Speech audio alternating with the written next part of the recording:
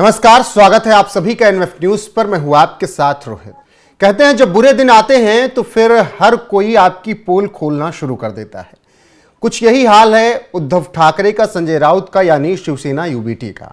एक के बाद एक नेता आरोप लगाकर अपना दामन छुड़ा रहे हैं उद्धव ठाकरे से।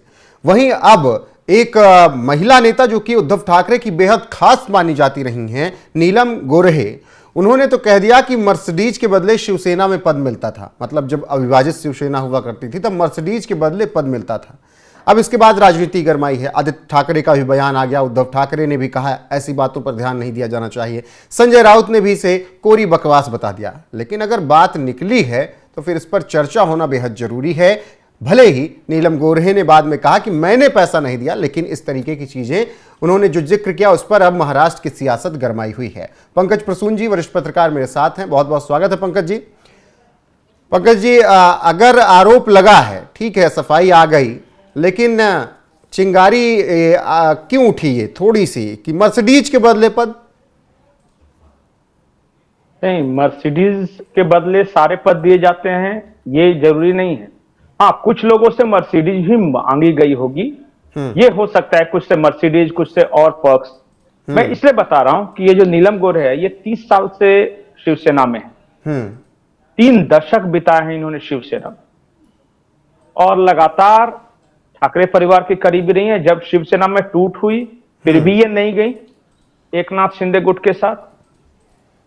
और अब अगर इन्होंने आरोप लगाए, जो व्यक्ति इतने बड़े पद पे और एमएलसी बनाती रही है, ऐसा नहीं है कि ये छोटी मोटी नेता थी, उद्धव ठाकरे इन्हें एमएलसी का पद देते रहे।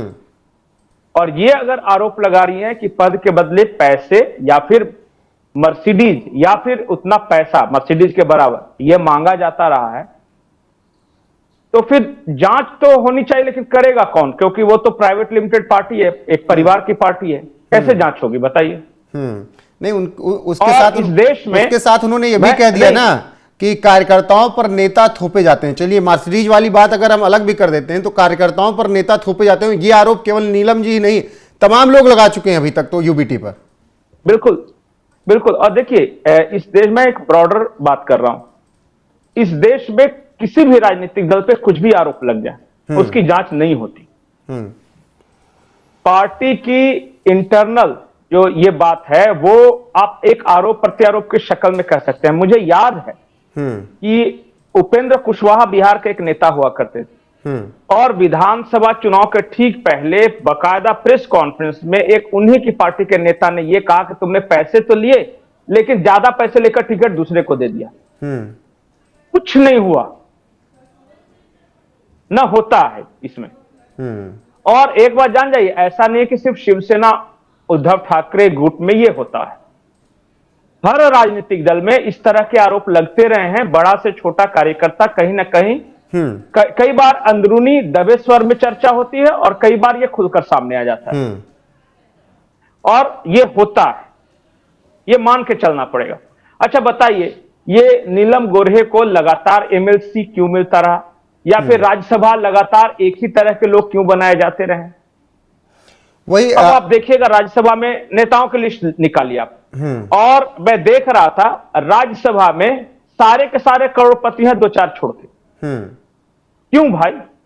वो करोड़पति क्यों हैं राज्यसभा में? और ये हर पार्टी की तरफ से है। हर पार्टी। अब मुझे एक याद है, फिर से मैं बिहार का उदाहरण दे, किंग महेंद्र हुआ करते थे, अपने नाम के आगे किंग लगाया करते थे। वो किसी बड़ी कंपनी में मालिक थे। वो लगातार जब तक वो जिंदा रहे तब तक वो राज्यसभा में रहे, और सबसे बड़ी बात, उनके खिलाफ कोई कैंडिडेट देता ही नहीं था पार्टी। क्यों? इसका मतलब कि कहीं ना कहीं पार्टी ऑब्लाइज होती होगी, पार्टी को फायदा पहुंचाते होंगे, तभी तो पार्टी उनको फायदा दे रही है। फायदा किस मामले पहुंचाते हैं? किस मामले? जो उद्योगपति है, चुनाव लड़ने में सहयोग या मैनेजमेंट में सहयोग, यही बात है ना। तो यही बात तो देखिए, ये छोटे स्तर पे एक कार्यकर्ता आरोप लगा रही है, कोई कहेगा नहीं, लेकिन इस देश की जनता को समझना चाहिए कि ये होता है। और बिल्कुल मैं बताता हूं, होता है। मैं मानता हूं कि हो सकता है कि आरोप गलत लगा रही है, देखिए जिस तरह से तीखी प्रतिक्रिया तुरंत आई और शीर्ष नेतृत्व की तरफ से आई, उद्धव ठाकरे, आदित्य ठाकरे, संजय राउत, इसका मतलब कि तिलमिला गए। और आदमी तिलमिलाता कब है? मान लिया कि मैं एक आरोप लगाऊं कि रोहित ने मेरे से 5 करोड़ रुपए लिए हैं, अगर नहीं लिए तो आपको बिल्कुल बुरा नहीं लगेगा, लेकिन अगर लिए होंगे और नहीं वापस कर रहे होंगे तो 4 जगह जाके आप भी तिलमिलाए कि उसकी हिम्मत कैसे हुई ये कहने की। ये ह्यूमन साइकोलॉजी है। बिल्कुल, लेकिन पंकज जी अब क्यों लग रहा है कि शिवसेना यूबीटी में इतने विरोध के सुर अब क्यों उठ रहे हैं? नहीं, इसलिए उठ रहे हैं कि इनकी स्थिति खराब हो रही है। जब ये पार्टी बड़ी थी और सत्ता में थी तब ये अविभाजित नहीं थी, तो किसी की हिम्मत नहीं थी, हाँ किसी के हिम्मत नहीं थी बोलने की। अब हर किसी को पता है कि अगले 5 साल तक तो इस पार्टी में कोई स्कोप है नहीं।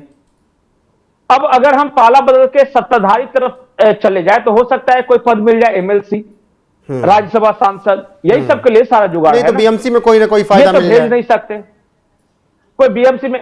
यही होता है कि जो पार्टी सत्ता में रहती है तो वो पद भी दे सकती है, आपको कहीं ना कहीं एडजस्ट करती है, और उसी चक्कर में जो कमजोर पार्टी है, छोटी पार्टी है, वहां से नेता छोड़ के जाते हैं। मैं तो बार बार बोलता हूं कि पॉलिटिक्स इज नॉट समाज सेवा। 5-10% लोग समाज सेवा करते हैं, लेकिन जी बिल्कुल बिल्कुल, और ये चर्चाएं लगातार होती हैं। फिलहाल जिस तरीके से समाज सेवा की बात आती है तो वो मुझे लगता है कि जैसे आपने 5%, मैं तो कह रहा हूं 2% लोग होंगे केवल।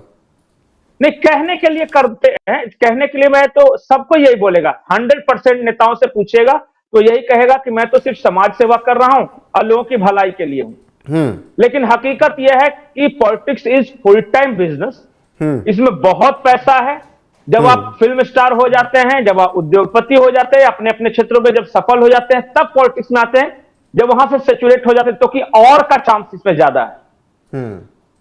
मैं एक और आपको इंटरेस्टिंग बात बताऊं। इस देश में जो दवा कंपनी का मालिक है वो राज्यसभा में जाके दवा पॉलिसी बनाता है। जो एविएशन कंपनी का मालिक है, जैसे विजय माल्या, विजय माल्या क्योंकि अब भाग गए तो मैं बता सकता हूं वो बात। विजय माल्या आए राज्यसभा में, राज्यसभा सदस्य बने और एविएशन पॉलिसी में वो कमेटी के सदस्य थे। मतलब क्या नियमकरण होगा हम बना रहे। ये देश इसी तरह चल रहा है भाई, बिल्कुल। आदर्शवाद से। देखिए आज नीलम गोरे ने कुछ कह दिया तो ये झूठ है कि सच है, इस बात पे मैं क्यों पढ़ूं? ये हकीकत है कि हर पार्टी में ये होता है। आप देखिए पैसे वाले कितनी जल्दी ऊपर चले जाते हैं, और फोकटिया हमेशा झंडा उठाएंगे या नारे लगाएंगे। जिसके पास देने को कुछ नहीं है वो आदर्श बतियाएगा। बिल्कुल नहीं, बहुत लोग आदर्शवादी राजनीति करने आए, फिर बहुत लोग आदर्शवादी राजनीति करने आए, लेकिन वक्त के साथ वो भी ढल गए, हो गया जमाना। ये देखिए आदर्शवादी राजनीति क्या होती है। महात्मा गांधी से बड़ा कोई आदर्शवादी था, लेकिन वो भी साथ में बिरला को रखते थे। क्यों? बिरला भवन में ही क्यों ठहरते थे? नहीं पंकज जी, गरीब के घर में क्यों नहीं? राजनीति अगर बिना पैसों के नहीं चलती है, ये तो कंफर्म है। तो नहीं चलती, इतनी पारदर्शिता क्यों नहीं हो जानी चाहिए? इतनी पारदर्शिता इस देश की भी राजनीति में क्यों नहीं हो जानी चाहिए जितनी अमेरिका में, कि हाँ एलन मस्क मेरे साथ है तो है। बिल्कुल, यही तो हम बताते हैं ना कि भारत जो है ना दोहरे लोगों का है। हम हैं कुछ और, हम बोलते कुछ और है।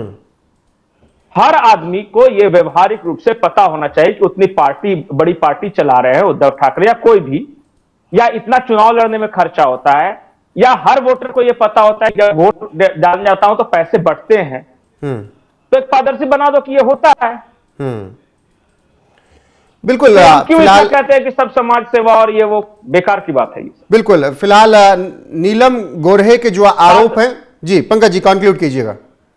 आखिरी बात कह रहा हूं, पारदर्शिता इस देश पे तब आएगी जब आप साफ साफ कह दीजिए कि हाँ भाई कॉर्पोरेट फंडिंग अलाउड है या चंदा लेना अलाउड है।